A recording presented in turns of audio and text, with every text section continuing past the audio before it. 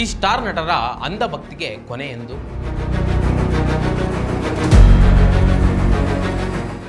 Dollar ಎದುರು ರೂಪಾಯಿ ಮೌಲ್ಯ ಕುಸಿತಾ ಇರೋದು ಈ ಸ್ಟಾರ್ ನಟರಿಗೆ, ಅದರಲ್ಲೂ ಬಾಲಿವುಡ್ ನಟರಿಗೆ ಕಾಣಿಸ್ತಾ ಇಲ್ವಾ?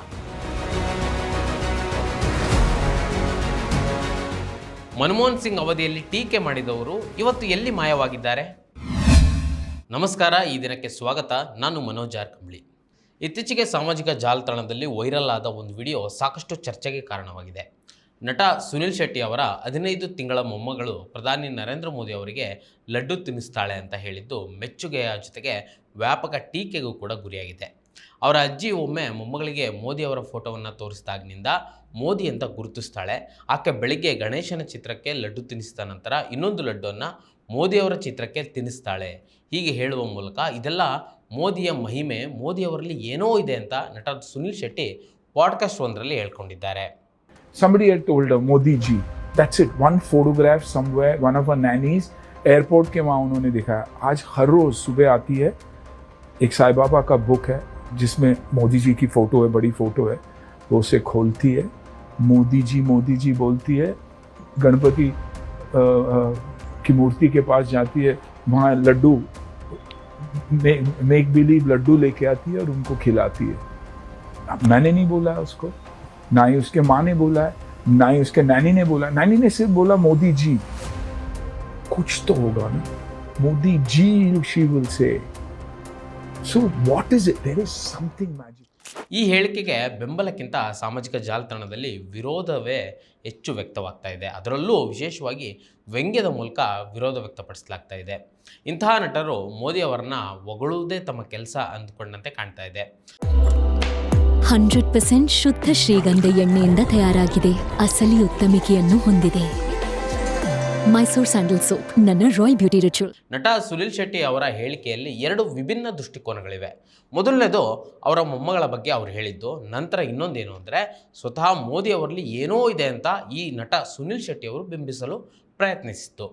ಇಂತಹ ಪ್ರಯತ್ನಗಳು ಅನೇಕ ವರ್ಷಗಳಿಂದ ನಡೀತಾ ಇವೆ. ಅದರಲ್ಲೂ ಈ ಪ್ಯಾನ್ ಇಂಡಿಯಾ ನಟರುಗಳು, ಅದರಲ್ಲೂ ಈ ದೊಡ್ಡ ದೊಡ್ಡ ಸ್ಟಾರ್ ನಟರುಗಳು, ಕ್ರಿಕೆಟಿಗರು, ಸೆಲೆಬ್ರಿಟಿಗಳು ಮೋದಿ ಅವರನ್ನು ಹೊಗಳಿದ್ರೆ ಮಾತ್ರ ದೇಶಭಕ್ತರು ಎಂಬಂಥ ಮನಸ್ಥಿತಿಗೆ ಬಂದಿದ್ದಾರೆ. ನಟ ಸುನಿಲ್ ಶೆಟ್ಟಿ ಅವರ ಹೇಳಿಕೆಗೆ ಸಾಮಾಜಿಕ ಜಾಲತಾಣದಲ್ಲಿ, ಅದರಲ್ಲೂ ಎಕ್ಸ್ನಲ್ಲಿ ವ್ಯಂಗ್ಯವಾದ ವಿಡಿಯೋವೊಂದನ್ನು ಹಂಚಿಕೊಳ್ಳಲಾಗಿದೆ.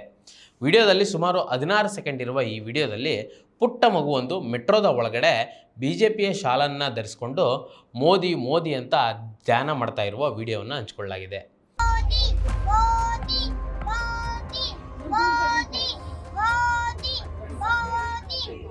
ಇತ್ತೀಚೆಗೆ ನಟ ಅನಿಲ್ ಕಪೂರ್ ಕೂಡ ಇದೇ ರೀತಿ ಮೋದಿ ಅವರನ್ನ ಹೊಗಳಿದ್ರು. ಕಳೆದ 12 ವರ್ಷದಿಂದ ಅನೇಕ ಸಂದರ್ಭದಲ್ಲಿ ನರೇಂದ್ರ ಮೋದಿ ಅವರನ್ನ ಭೇಟಿ ಮಾಡಿದ್ದೇನೆ. ಪ್ರತಿ ಸಲ ಮೋದಿ ಅವರನ್ನ ಭೇಟಿ ಆದಾಗಲೆಲ್ಲ ಅದ್ಭುತ ಭಾವನೆಯನ್ನು ಬರ್ತದೆ ಅಂತ ಹೇಳಿದರು. ಇದರ ಮೂಲಕ ಅನಿಲ್ ಕಪೂರ್ ಸುದ್ದಿಗೆ ಬಂದಿದ್ದರು. ಇನ್ನು ಅಕ್ಷಯ್ ಕುಮಾರ್ ಮೋದಿ ಅವರ ಬಗ್ಗೆ ಹೊಗಳಿದ್ದು ನಿಮಗೆ ಎಲ್ಲ ಗೊತ್ತಿರ್ತದೆ. ಅನೇಕ ಸಂದರ್ಭದಲ್ಲಿ ಮೆಚ್ಚುಗೆ ಮಾತನಾಡಿದ್ದಾರೆ.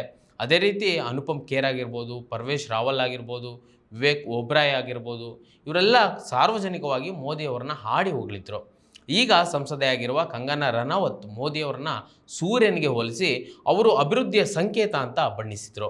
ಮನಮೋಹನ್ ಸಿಂಗ್ ಕಾಲದಲ್ಲಿ ರೂಪಾಯಿ ಮೌಲ್ಯ ಸ್ವಲ್ಪ ಕುಸಿತ ಕಂಡಿದ್ದರ ಬಗ್ಗೆ ಟೀಕಿಸಿದ ಇದೇ ನಟರು, ಇದೇ ಬಾಲಿವುಡ್ನ ಸ್ಟಾರ್ ನಟರು ಇಂದು ರೂಪಾಯಿ ಮೌಲ್ಯ ಪಾತಾಳಕ್ಕೆ ಕುಸಿದಿರುವಾಗ ಮೌನವಾಗಿದ್ದಾರೆ.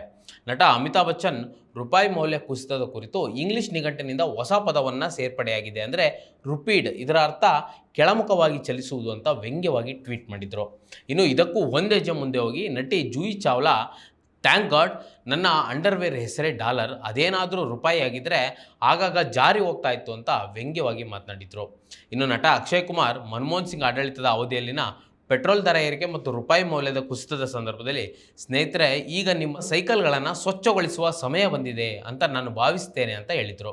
ಇನ್ನು ನಟ ಅನುಪಮ್ ಖೇರ್ ಟ್ವೀಟ್ ಮಾಡಿ, ಡಾಲರ್ ಎಸ್ಕಲೇಟರ್ನಲ್ಲಿ ಮೇಲಕ್ಕೆ ಸಾಗ್ತಾ ಇದೆ, ರೂಪಾಯಿ ವೆಂಟಿಲೇಟರ್ನಲ್ಲಿದೆ ಅಂತ ಪರೋಕ್ಷವಾಗಿ ಭಾರತದ ಆರ್ಥಿಕತೆಯನ್ನು ವ್ಯಂಗ್ಯ ಮಾಡಿದರು. ಇದೇ ಪ್ರಶ್ನೆಯನ್ನು ಮೋದಿ ಅವರ ಆಡಳಿತದಲ್ಲಿ ಯಾಕೆ ಮಾಡ್ತಾ ಇಲ್ಲ ಈ ನಟರುಗಳು? ಅಮೆರಿಕದ ಡಾಲರ್ ಎದುರು ಭಾರತದ ರೂಪಾಯಿ ಮೌಲ್ಯ ಸಂಪೂರ್ಣವಾಗಿ ನೆಲಕಚ್ಚಿದೆ. ದಿನದಿಂದ ದಿನಕ್ಕೆ ಬೆಲೆ ಏರಿಕೆ ಆಗ್ತಾ ಇದೆ. ಸಾಮಾನ್ಯ ಜನರ ಕೊಳ್ಳುವ ಶಕ್ತಿ ಕುಸಿತಾ ಇದೆ. SIRನಿಂದ ಲಕ್ಷಾಂತರ ಮತದಾರರ ಹೆಸರನ್ನು ಕೈ ಬಿಡಲಾಗ್ತಾ ಇದೆ. ರಾಮನ ಹೆಸರಲ್ಲಿ ರಾಜಕೀಯ ಮಾಡಿದವರು ಈಗ ರಾಮನ ದುಡ್ಡನ್ನೇ ನುಂಗಿ ಹಾಕ್ತಾ ಇದ್ದಾರೆ. ಎಲೆಕ್ಷನ್ ಕಮಿಷನ್ ಮೂಲಕ ಚುನಾವಣೆಗಳನ್ನು ಹೈಜಾಕ್ ಮಾಡಲಾಗ್ತಾ ಇದೆ. ಪಶ್ಚಿಮ ಬಂಗಾಳದಲ್ಲಿ ದಿಢೀರ್ನೆ ಸಾವಿರಾರು EVM ಇದ್ದಂತಹ ಬಿಲ್ಡಿಂಗ್ ಸುಟ್ಟು ನಾಶವಾಗಿದೆ. ಇಡಿ, IT, CBIಗಳನ್ನು ಮೋದಿ ಸರ್ಕಾರ ತಮ್ಮ ಕೈಗೊಮ್ಮೆಯಂತೆ ನಡೆಸ್ಕೊಳ್ತಾ ಇದೆ. ನೀಟ್ ಪ್ರಶ್ನೆ ಪತ್ರಿಕೆ ಸೋರಿಕೆಯಾಗಿ ಸುಮಾರು 16ಕ್ಕೂ ಹೆಚ್ಚು ಮಕ್ಕಳು ಸಾವನ್ನಪ್ಪಿದ್ದಾರೆ. ರೈತರಿಗೆ ಸರಿಯಾಗಿ ಗೊಬ್ಬರ ಪೂರೈಕೆ ಮಾಡಲಾಗದೆ ರೈತರು ಇವತ್ತು ಸಂಕಷ್ಟಕ್ಕೆ ಸಿಲುಕಿದ್ದಾರೆ. ಜಾಗತಿಕ ಮಟ್ಟದಲ್ಲಿ ಕ್ರೂಡ್ ಆಯಿಲ್ ಬೆಲೆ ಕಡಿಮೆ ಇದ್ದರೂ ಭಾರತದಲ್ಲಿ ಮಾತ್ರ ಪೆಟ್ರೋಲ್ ಬೆಲೆಯನ್ನು ಕಡಿಮೆ ಮಾಡ್ತಾ ಇಲ್ಲ. ಪೆಟ್ರೋಲ್ಗೆ ಎಥನಾಲನ್ನು ಮಿಕ್ಸ್ ಮಾಡಿ ಮಧ್ಯಮ ವರ್ಗದವರು ಸಂಕಷ್ಟವನ್ನು ಅನುಭವಿಸಲು ಮೋದಿ ಸರ್ಕಾರ ಎಡೆ ಮಾಡಿಕೊಟ್ಟಿದೆ. ಇದ್ಯಾವುದರ ಬಗ್ಗೆಯೂ ಮಾತನಾಡದ ಸೆಲೆಬ್ರಿಟಿಗಳು ಮೋದಿಯನ್ನು ಹೊಗಳೋದ್ರಲ್ಲಿ ಮುಳುಗಿದ್ದಾರೆ. ಸಾಲದು ಮತ್ತು ಸಾಮಾನ್ಯ ಜನರನ್ನು ಈ ರೀತಿಯ ಅಂಧಭಕ್ತಿಯಲ್ಲಿ ಮುಳುಗಿಸಲು ಕೂಡ ಇವರು ಪ್ರಯತ್ನ ಪಡ್ತಾರೆ. ಈ ಹಿಂದೆ ನಾರ್ವೆಯಲ್ಲಿ ಪತ್ರಕರ್ತೆ ಮೋದಿ ಅವರನ್ನು ಪ್ರಶ್ನಿಸಿದ್ದಕ್ಕೆ ಭಾರತದಲ್ಲಿ ತಕರಾರೆತ್ತಲಾಗಿತ್ತು. ಮೋದಿ ಪ್ರಶ್ನಾತೀತ ನಾಯಕ ಅಂತ ನಿಶಿಕಾ ದುಬೆ ಅಂತವರು ಬಣ್ಣಿಸ್ತಾರೆ. ಯಾವುದೇ ನಾಯಕರನ್ನು ಮೆಚ್ಚುವುದು ತಪ್ಪಲ್ಲ, ಪ್ರಜಾಪ್ರಭುತ್ವದಲ್ಲಿ ನಾಯಕರನ್ನು ಹೊಗಳೋದು ಸಹಜ. ಆದರೆ ಅದೇ ಸಮಯದಲ್ಲಿ ಅಗತ್ಯವಿದ್ದಾಗ ಪ್ರಶ್ನಿಸುವುದು ಅಷ್ಟೇ ಮುಖ್ಯ. ಒಬ್ಬ ನಟ ಸರ್ಕಾರದ ಒಳ್ಳೆಯ ಕೆಲಸವನ್ನು ಪ್ರಶಂಸಿಸಿದಂತೆ ತಪ್ಪುಗಳನ್ನು ನಡೆದಾಗಲೂ ಮೌನವಾಗಿದ್ದನ್ನು ಏನೆನ್ಬೋದು? ಇದು ಕುರುಡು ಭಕ್ತಿ ಅಲ್ಲದೆ ಬೇರೆ ಏನಲ್ಲ. ಮೋದಿ ಸರ್ಕಾರದ ಅವಧಿಯಲ್ಲಿಯೂ ರೂಪಾಯಿ ಹಲವು ಬಾರಿ ದಾಖಲೆಯ ಕನಿಷ್ಠ ಮಟ್ಟ ತಲುಪಿದೆ ಮತ್ತು ಹಣದುಬ್ಬರ, ನಿರುದ್ಯೋಗ, GDP ಬೆಳವಣಿಗೆ, ತೆರಿಗೆ ನೀತಿ ಮುಂತಾದ ವಿಷಯಗಳ ಕುರಿತು ಅರ್ಥಶಾಸ್ತ್ರಜ್ಞರು, ವಿರೋಧ ಪಕ್ಷಗಳು ಹಾಗೂ ಕೆಲವು ಉದ್ಯಮಿಗಳು ಟೀಕೆಯನ್ನು ಮಾಡಿದ್ದಾರೆ. ಆದರೆ ಬಾಲಿವುಡ್ನ ಈ ಬಹುಪಾಲು ಪ್ರಮುಖ ನಟರಿಂದ ಮೋದಿ ಅವರನ್ನು ಹೊಗಳಿದ್ದು ಬಿಟ್ಟರೆ ಅವರ ತಪ್ಪುಗಳನ್ನು ಕಂಡಾಗಲೂ ಮೌನ ವಹಿಸಿದ್ದಾರೆ. ಇವರು ಸಾರ್ವಜನಿಕ ಜೀವನದಲ್ಲಿರುವ ಇಂತಹ ಸ್ಟಾರ್ ನಟರು ಕೋಟ್ಯಾಂತರ ಜನರ ಮೇಲೆ ಪ್ರಭಾವ ಬೀರಬಲ್ಲವರಾಗಿರ್ತಾರೆ. ಇವರ ಒಂದೊಂದು ಟೀಕೆಗಳು ಭಾರತದ ಭವಿಷ್ಯವನ್ನು ನಿರ್ಧರಿಸ್ತವೆ. ಹೊಗಳದ ಜೊತೆಗೆ ಟೀಕೆ ಮಾಡದಿದ್ದರೆ ಇಂತಹ ಸ್ಟಾರ್ ನಟರ ಭಕ್ತಿ ಮತ್ತು ಮೆಚ್ಚುಗೆ ಎಲ್ಲಿಯವರೆಗೆ ಎಂಬ ಪ್ರಶ್ನೆ ಕೂಡ ಬರ್ತದೆ ಮತ್ತು ಈ ಅಂಧಭಕ್ತಿಗೆ ಕೊನೆ ಎಂದು ಕೂಡ ಪ್ರಶ್ನೆ ಕೇಳಬೇಕಾಗ್ತದೆ. ವೀಕ್ಷಕರೇ, ಈ ವಿಡಿಯೋದ ಕುರಿತು ನಿಮಗೆ ಅನ್ನಿಸ್ತು ಕಮೆಂಟ್ ಮಾಡಿ ತಿಳಿಸಿ ಮತ್ತು ಇದೇ ರೀತಿ ಸಾಕಷ್ಟು ವಿಡಿಯೋಗಳಿಗೆ ನಮ್ಮ iDinan.com ಯೂಟ್ಯೂಬ್ ಚಾನಲ್ನ ಸಬ್ಸ್ಕ್ರೈಬ್ ಮಾಡಿ ಮತ್ತು ನಮ್ಮನ್ನು ಬೆಂಬಲಿಸಿ. ನಮಸ್ಕಾರ. ಮತ್ತಷ್ಟು ವಿಶೇಷ ವಿಡಿಯೋಗಳನ್ನು ನೋಡಲು ಮತ್ತು ಹೊಸ ವಿಡಿಯೋಗಳ ಬಗ್ಗೆ ತಿಳಿಯಲು iDinan.com ಯೂಟ್ಯೂಬ್ ಚಾನೆಲ್ ಸಬ್ಸ್ಕ್ರೈಬ್ ಮಾಡಿ ಮತ್ತು ಬೆಲ್ ಐಕಾನ್ ಕ್ಲಿಕ್ ಮಾಡಿ.